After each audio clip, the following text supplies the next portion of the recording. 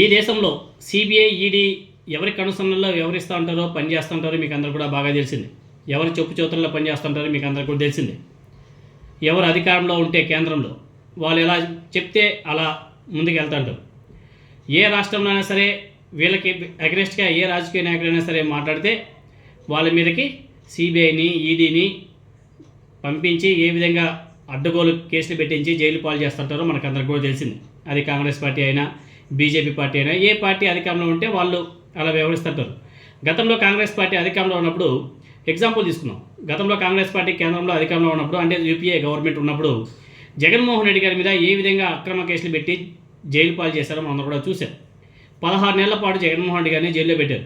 ఎందుకంటే కాంగ్రెస్ పార్టీకి అగెనిస్ట్గా ఆయన వెళ్ళడం వల్ల ఆయన 16 నెలల పాటు అక్రమంగా అక్కడ బద్ద శత్రువైనటువంటి తెలుగుదేశం పార్టీతో కలిసి కాంగ్రెస్ పార్టీ ఏ విధంగా వ్యవహరించిందో, జగన్మోహన్ రెడ్డి గారి మీద అక్రమ కేసులు పెట్టి ఏ విధంగా 16 నెలల పాటు జైల్లో పెట్టారో మీరు అందరూ కూడా చూశారు. ఇప్పుడు ఆ కేసులు ఒక్కొక్కటి వీగిపోతూ వస్తున్నాయి. నిన్న కూడా ఈడీకి తెలంగాణ హైకోర్టులో బిగ్ షాక్ తగిలింది. ఏదైతే వన్ పిక్ కేసు ఉందో ఆ కేసులో ఎన్ఫోర్స్మెంట్ డైరెక్టరేట్ అంటే ఈడీకి తెలంగాణ హైకోర్టులో భారీ ఎదురు దెబ్బ తగిలింది. వన్ పిక్ ఆస్తుల జప్తును రద్దు చేస్తూ, అదేవిధంగా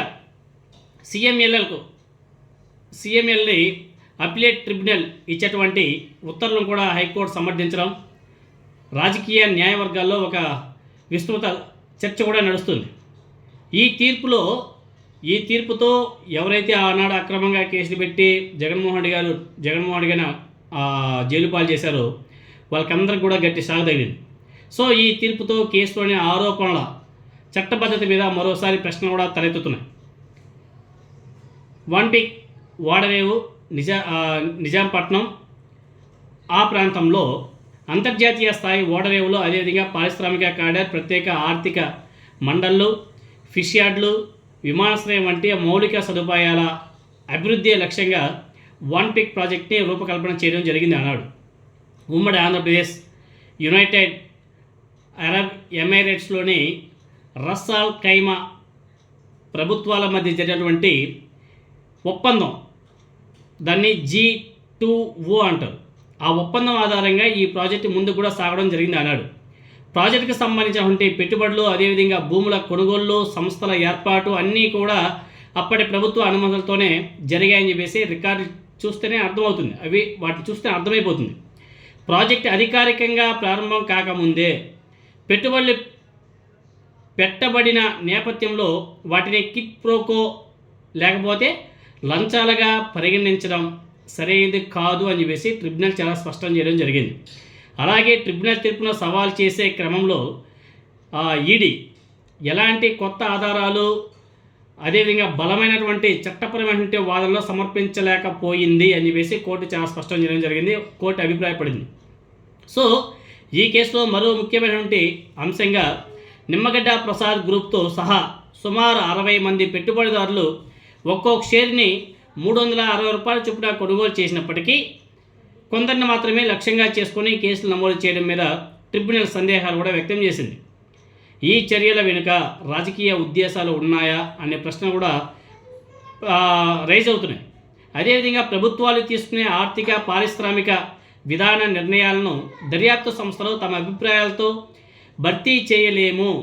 అదేవిధంగా ప్రజా ప్రయోజనాలను దృష్టిలో ఉంచుకొని విధాన నిర్ణయాలు తీసుకునే స్వేచ్ఛ ప్రభుత్వాలకు ఉంటుంది అని చెప్పేసి కోర్టు కూడా స్పష్టం చేయడం జరిగింది. సో ఇటువంటి తీర్పు నేపథ్యంలో జగన్మోహన్ రెడ్డి గారిని రాజకీయంగా దెబ్బతీయాలనే లక్ష్యంతోనే రాజకీయ ప్రత్యర్థులు ఈ అంశాన్ని పెద్ద వివాదంగా ఏ విధంగా మలిచారో మనందరం కూడా చూసాం.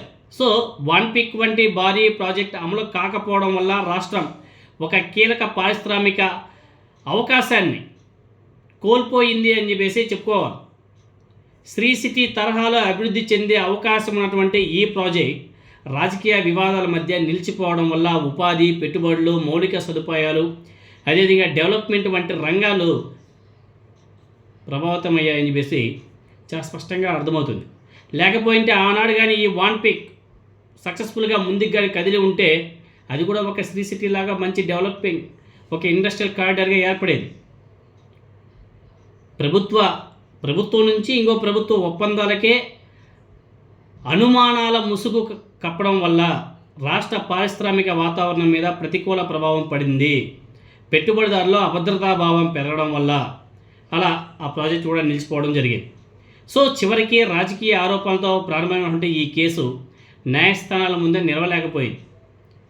ఏదైతే ఈడీ కేసు నమోదు చేశాయో అవన్నీ కూడా తేలిపోయాయి. అయితే ఈ ప్రక్రియలో ఆంధ్రప్రదేశ్ కోల్పోయినటువంటి అభివృద్ధి అవకాశాలు మాత్రం తిరిగి రావు అని చెప్పేసి చాలా స్పష్టంగా అర్థం చేసుకోవచ్చు. అన్నీ కూడా రాజకీయ కోణంలో చూస్తే ఇదిగో అలానే ఉంటుంది. అటువంటి వన్ పిక్ సంబంధించి అనేక మంది ఆనాడు జైలు పాలయ్యారు. నిమ్మగడ్డ ప్రసాద్ కానీ, అదేవిధంగా మోపిదేవి వెంకటరమణ గారు కానీ, అదేవిధంగా జగన్మోహన్ రెడ్డి గారు, అదేవిధంగా సబితాయింద్రారెడ్డి గారు, వీళ్ళందరూ కూడా ఆ కేసుకు ధర్మాన ప్రసాదరావు గారిని వీళ్ళందరి మీద కూడా కేసులు కట్టడం, ఈ వన్ పిక్ సంబంధించి చాలామంది జైలుకి కూడా వెళ్ళి రావడం జరిగింది. ఇప్పుడు చూడండి ఆ కేసులన్నీ కూడా తేలిపోయాయి. ఆనాడు ఈనాడు పేపర్లో వన్ పిక్లో జగన్మోహన్ రెడ్డి గారి మీద అసత్య కథనాలు రాసినటువంటి ఈనాడు పేపర్ ఈనాడు దాంట్లో ఏమీ లేదు, జగన్మోహన్ రెడ్డి గారు సచ్చీలుడు, కోర్టు కొట్టేసింది కేసు, ఈడీ నమోదు చేసిన కేసులన్నీ కూడా కొట్టేసింది అని చెప్పేసి ఈనాడు పేపర్లో రాశారు. మరి ఆనాడు మాత్రం వ్యతిరేకంగా రాసి ఈనాడు మాత్రం సపోర్ట్గా రాస్తే ఎంత దౌర్భాగ్యం ఉంటుందో చెప్పండి. అంటే ప్రతి ఒక్క అంశాన్ని రాజకీయ కోణంలో చూసి రాష్ట్ర అభివృద్ధిని ఏ విధంగా వెనక్కి నెట్టారో ఇవన్నీ కూడా ఎగ్జాంపుల్స్. ఆనాడు కాంగ్రెస్ పార్టీ, తెలుగుదేశం పార్టీ కలిసి చేసినటువంటి రాజకీయ దుర్బుద్ధి కోసం ప్రాకులాడినటువంటి ఈ రాజకీయ పార్టీని బొందబెట్టాల్సిన అవసరం ప్రజలకు ఎంతైనా ఉంది.